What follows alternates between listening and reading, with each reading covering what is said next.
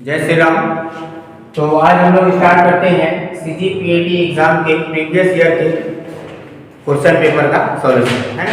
सबसे पहले हम लोग आ जाते हैं जो यूनिट हम लोग का सांख्यिकी है, स्टैटिक्स, है ना। स्टैटिक्स यूनिट में CGPAT एग्जाम 2018 की पेपर की बात करें तो तीन क्वेश्चन आया है स्टैटिक्स, ठीक है। तो उन तीन क्वेश्चन का आंसर हम लोग देख लेते हैं। इन सभी का हम लोग का ऑलरेडी वीडियो बना हुआ है। तो क्या बोल रहा है, क्वेश्चन नंबर 48 है, निम्न बारंबारता बंटन का बहुलक ज्ञात करना है, या इंग्लिश में बोलते हैं मोड, है ना। Find mode for the following data या टेबल, ठीक है। क्या क्या गिवन है, तो CI दिया है। CI को हम लोग बोलते हैं क्लास इंटरवल, या इसी को बोलते हैं हिंदी में वर्ग अंतराल, है ना। क्या बोलते हैं, वर्ग अंतराल। और बारंबारता या इसी को बोलते हैं हम लोग क्या, फ्रीक्वेंसी, है ना।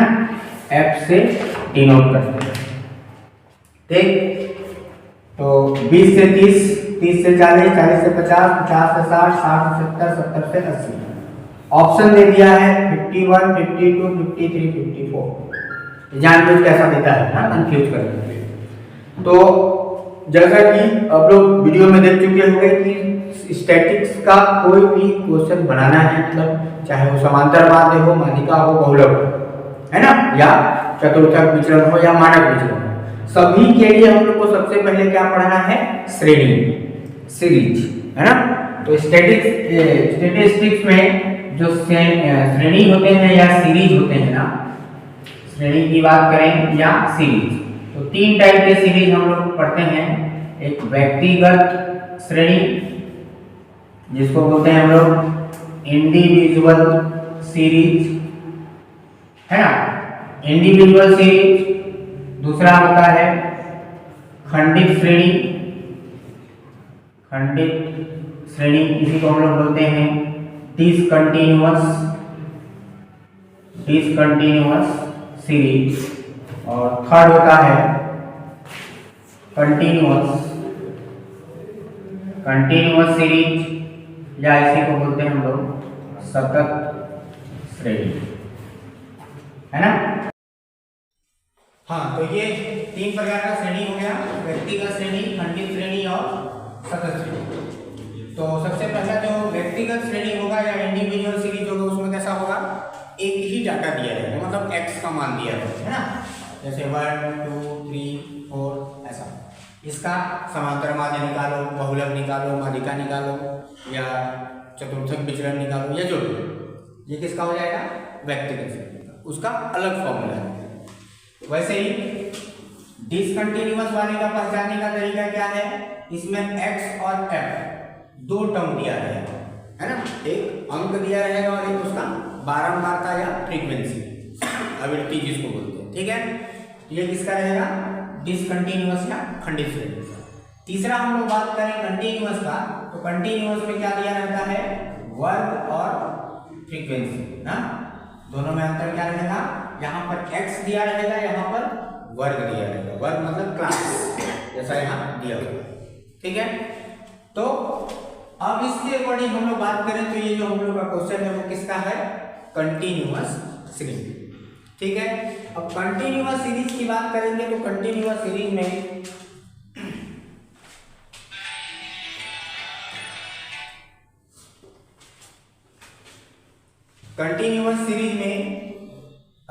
मोड के लिए या बहुलक के लिए, बहुलक की बात करेंगे हम लोग तो दो फॉर्मूला होता है, z = L1 + L2 - L1 into F1 - F0 upon में 2F1 - F0 - F2। और दूसरा z = L2 - L1 into F1 - F0 upon में 2F1 - F0 - F2। दो फॉर्मूला होता है किसके लिए, कंटिन्यूअस सीरीज में। अगर सतत श्रेणी में है तो बहुलक के लिए दो फॉर्मूला होगा, क्या क्या, ठीक है। ये रहेगा बढ़ते क्रम वाले के लिए, जिसको हम लोग बोलेंगे असेंडिंग ऑर्डर, और ये रहेगा घटते क्रम का श्रेणी जो दिया रहेगा डिसेंडिंग ऑर्डर। ठीक है, अब बात करें यहाँ पर तो कि L1 L2 क्या है, तो L1 क्या रहेगा, बहुलक वर्ग की निम्न सीमा, जिसको हम लोग बोलेंगे lower limit of mode class. फिर वैसे ही L2 क्या हो जाएगा, बहुलक वर्ग की उच्च सीमा, है ना, बहुलक वर्ग की उच्च सीमा। और F1 की बात करेंगे हम लोग, F1 जो होगा वो होगा बहुलक वर्ग की आवृत्ति या फ्रीक्वेंसी ऑफ मोड क्लास। ठीक है, F0 क्या कहलाएगा, बहुलक वर्ग से पहले वाला ना, बहुलक वर्ग से पहले की आवृत्ति, इसको हम लोग बोलेंगे फ्रीक्वेंसी बिफोर मोड क्लास। फिर F2 जो होगा वो होगा बहुलक वर्ग के बाद की आवृत्ति, फ्रीक्वेंसी आफ्टर मोड क्लास। ठीक है, अब ये जो बहुलक वर्ग होगा वो कैसे डिसाइड होगा, लोगों ने बोला कि बहुलक वर्ग है, ठीक है, तो बहुलक वर्ग कैसे डिसाइड होगा, तो यहाँ पर जो फ्रीक्वेंसी है या आवृत्ति है ना, तो जिसका आवृत्ति सबसे ज्यादा होगा वही क्या कहलाएगा, बहुलक। ठीक है, तो 11 जो है सबसे ज्यादा है, तो उसके ठीक सामने जो क्लास होगा ये कहलाएगा हम लोग का क्या, बहुलक वर्ग।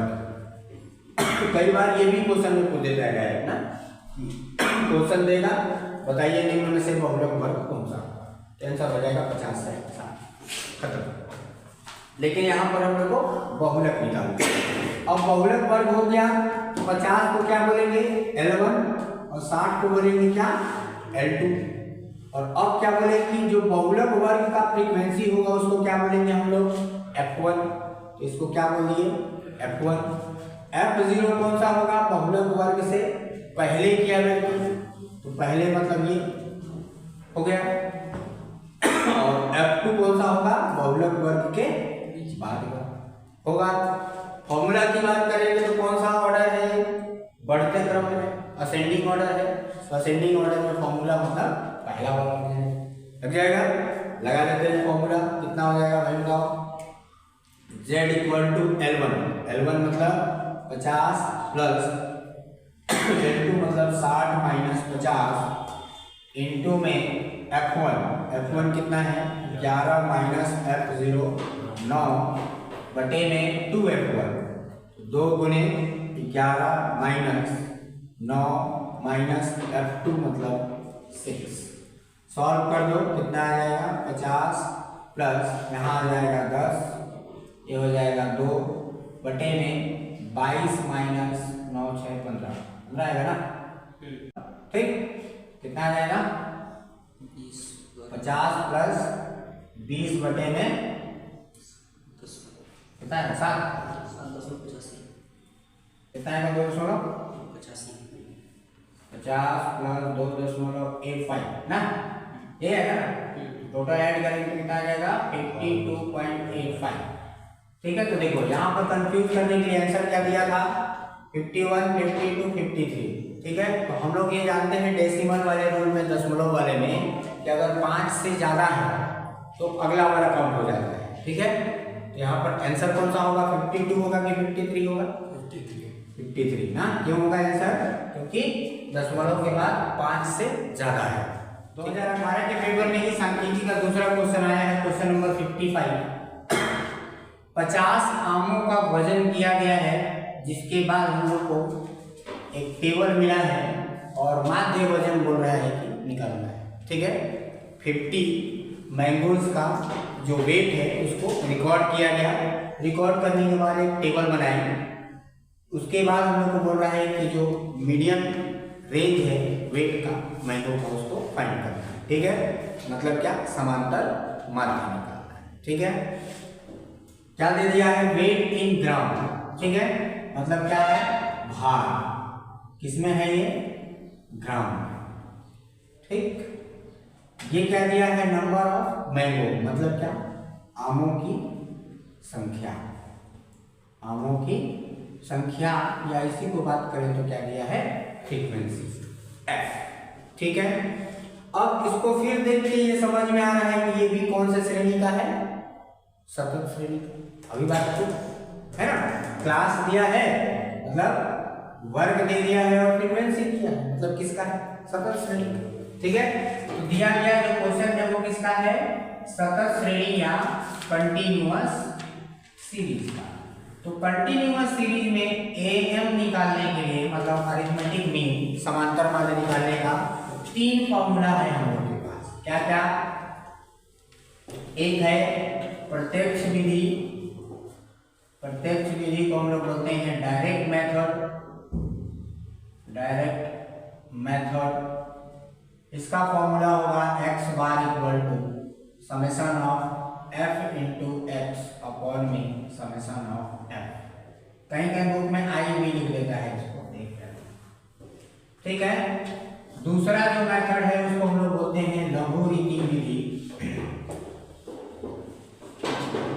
और इंग्लिश में बोलते हैं इसको शॉर्टकट मेथड, शॉर्टकट मेथड। इसका फॉर्मूला होता है a plus summation of f into D x upon में समेशन ऑफ f। और तीसरा जो है पद विचलन विधि, पद विचलन विधि, इसको बोलते हैं स्टेप डेविएशन मेथड। इसके लिए फॉर्मूला होगा x bar equal to a plus summation of f into u और समेशन ऑफ f इंटू में i। अब बात करें यहाँ पर कि ये जो dx है वो क्या है, तो dx जो रहेगा वो x माइनस a, और a मतलब कल्पित मान है, कल्पित मान है मतलब क्या, एज्यूमिंग मीन, करते क्या है, x वाले डाटा में से लगभग बीच वाले को हम लोग मान लेते हैं a, उसी को बोलते हैं क्या, कल्पित मान। फिर बात करें यहाँ पर u का, तो u बराबर होगा dx अपॉन में, ठीक है, फॉर्मूला को नोट कर सकते हो। तो इस क्वेश्चन को क्या है, अब एक चीज ध्यान रखना होगा ना कि जो लघुरीति विधि है और पद विचलन विधि है ना, लघुरीति विधि का हम लोग यूज कब करते हैं, जब दिया गया जो डाटा है या अंक है कम है, और जो पद विचलन है वो ज़्यादा डाटा जो नंबर दिया रहेगा उसके लिए, ठीक है। हालांकि दोनों से भी आंसर सेम ही आएगा, कोई फर्क नहीं होता, ठीक है। तो सबसे पहले हम लोग क्या निकाल लेते हैं, x, ठीक है। x मतलब क्या, मध्यमान, है ना, x को हम लोग क्या बोलते हैं, मध्यमान या मीड वैल्यू, मीड वैल्यू। कैसे निकालते हैं भाई, तो ये जो अपर लोअर लिमिट और अपर लिमिट है उन दोनों को जोड़ के और 2 से भाग कर देना है, ठीक है। तो 80 और 85 जोड़ेंगे कितना आएगा, 165, 165 में 2 से भाग करेंगे तो 80.5 नहीं आएगा ना, 160, 65 नहीं, 82 गुना 82.5। अब क्या करना है कि अलग अलग निकालने की जरूरत नहीं है, गैप कितने का है उसको देख लेना और उसके बाद जोड़ते चले जाना है, शॉर्टकट है ना। कितने का गैप है, 5 का, 5 का गैप दिख रहा है, 5 जोड़ते चले जाओ, 82 में 5, 87.5, 92.5, 97.5, 102.5, फिर 107.5 और लास्ट में 112, ये हो गया x, ठीक।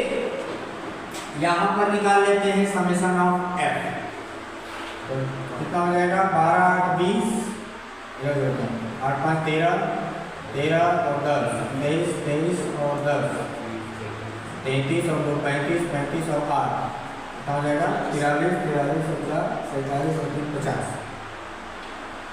ठीक है। f का मान 50 आ जाएगा।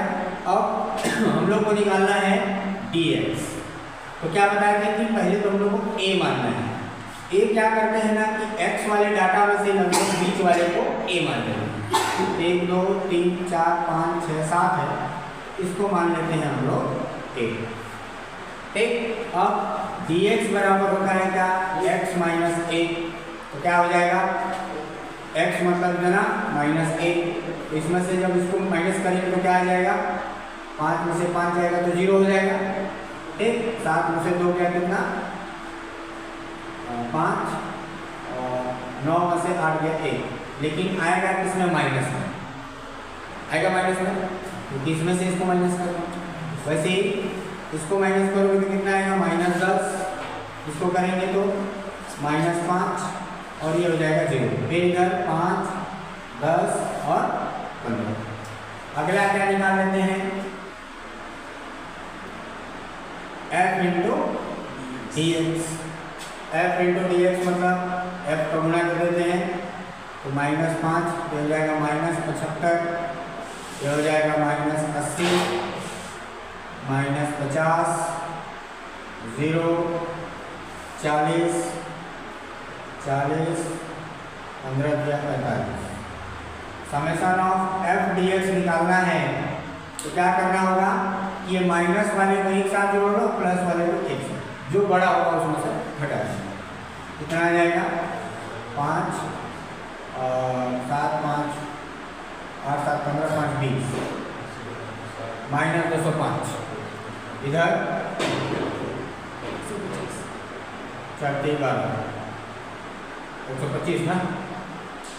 ठीक है, घटा देते हैं, 5 में से 5 गया 0, 10 में से 2 गया 8, और 1 में से गया 0, 80, माइनस में।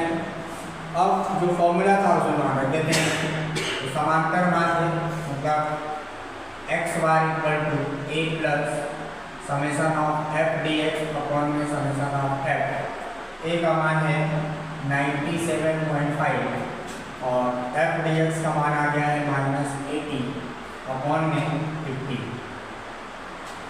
काट दीजिए, कितना आ जाएगा, 97.5 माइनस 5 से भाग करो, 5 × 5 5 25, ठीक है ना। कितना आ जाएगा,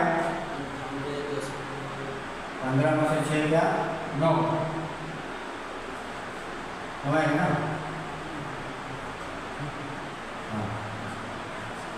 फिर 6 में से गया 5 और 9, 95.9 ग्राम।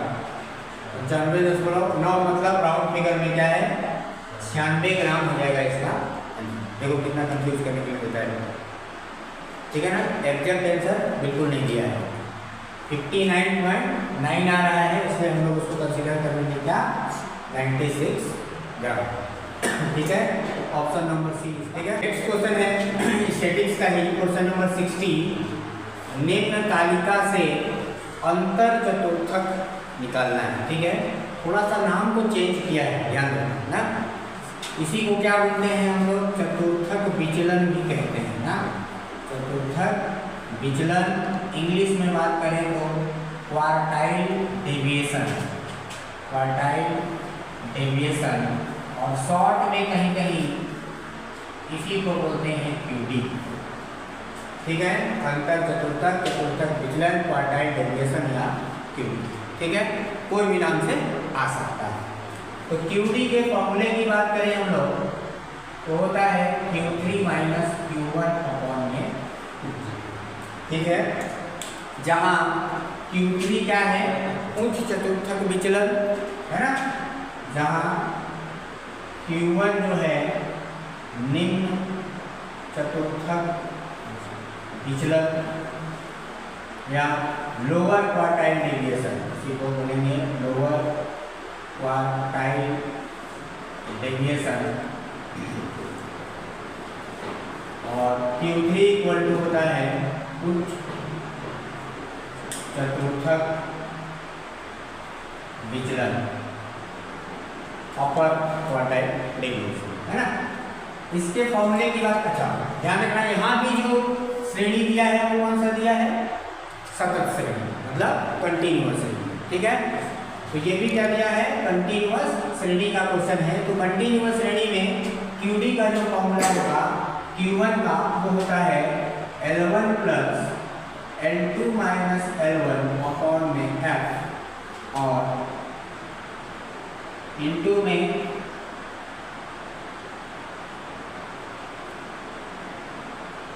n/4 minus C। ठीक है, क्या होता है n/4 माइनस C।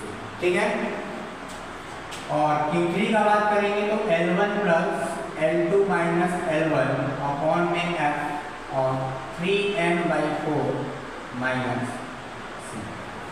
अब यहाँ पर L1 L2 ये सब क्या है, माध्यिका ना। L1 क्या है, माध्यिका वर्ग, माध्यिका वर्ग की निम्न सीमा, या ऐसे हम लोग बोल सकते हैं कि चतुर्थक वर्ग की निम्न सीमा ना। L2 उसका उच्च सीमा हो जाएगा, मतलब अपर लिमिट, और F जो होगा वो क्या कहलाएगा, आवृत्ति या फ्रीक्वेंसी। ध्यान देना कि माध्यिका और चतुर्थक विचलन में हम लोग को क्या निकालना है, फ्रीक्वेंसी के साथ साथ क्या निकालना है, संचयी आवृत्ति, है ना। इसको क्या बोलते हैं, संचयी आवृत्ति या CF, कम्युलेटिव फ्रीक्वेंसी। ठीक है, कैसे निकालेंगे, तो पहला वाला फ्रीक्वेंसी को जस्ट तक लिख लेना है, उसके बाद नेक्स्ट वाले से जोड़ ना। तो इसमें से इसको ऐड करेंगे 7, इसमें से इसको ऐड करेंगे 13, इसमें ऐड करेंगे 22, ये हो गया क्या 29, और ये 30। तो समेशन ऑफ F आ जाएगा कितना, 30। यहाँ टोटल जितना आया है ना, आखिरी में उतना ही आना चाहिए, ध्यान रखो। अगर नहीं आ रहा है मतलब जोड़ घटा में कहीं गलत है। ठीक, अब देखिए सबसे पहले हम लोग को क्या करना है, जो समेशन ऑफ F है इसी को बोलेंगे n/4 निकालना है फॉर्मूले के अनुसार, है ना। n/4 मतलब 30/4, कितना आ जाएगा, 4 7 28, 4 5 20, 7.5। 7.5 को देखना है कि वो कहाँ आएगा, इसमें शामिल नहीं होगा क्योंकि कम है, 7.5 है, यहाँ साथी है, तो इसमें शामिल होगा। और इसके ठीक सामने ये जो रहेगा इसी को हम लोग बोल देंगे L1 L2, और इसको बोलेंगे F, और इसके ठीक पहले वाले को बोलेंगे C। ये किसके लिए, Q1 याद रखना ना। n/4 निकालने के बाद जो आएगा वो कहलाएगा सब कितना, Q1 के लिए। ठीक है, तो Q1 के लिए मान रख लेते हैं पहले, तो Q1 बराबर L1 कितना था 15 प्लस L2 माइनस, तो 20 माइनस 15 बटे में F यानी कि 6, और गुणे में n/4 का मान आया है 7.5 और C का मान है 7, है ना। सॉल्व कर लो तो 15 प्लस 5 बटा में 6 गुणे यहाँ आ जाएगा 10.5। इसको सॉल्व करो कितना आएगा,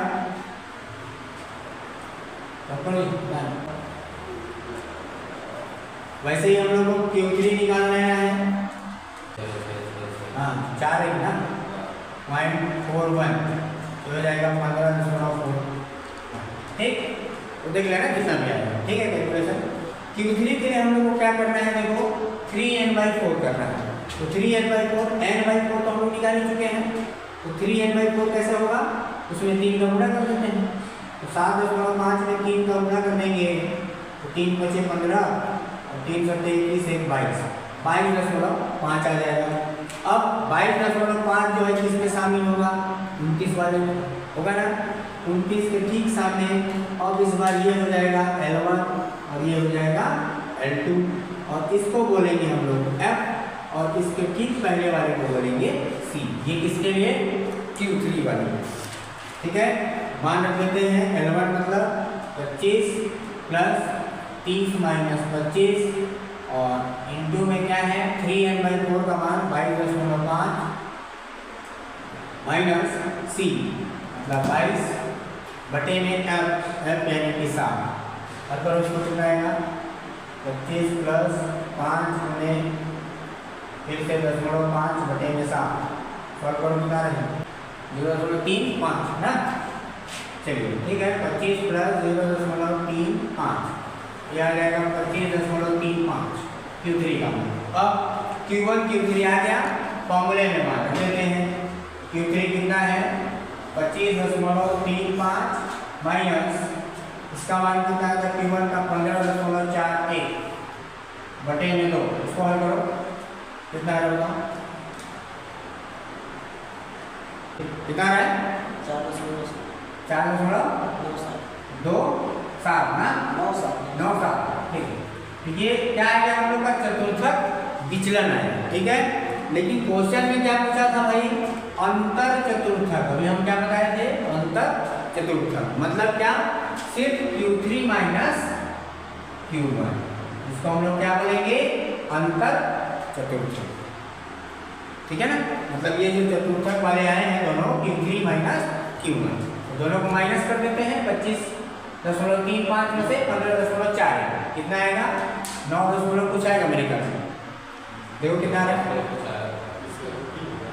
15 में से 5 में से गया 4 9.94 हाँ 9.94 राउंड फिगर की बात करेंगे तो 10 हो जाएगा इसका सही आंसर मतलब ऑप्शन नंबर ए ठीक है।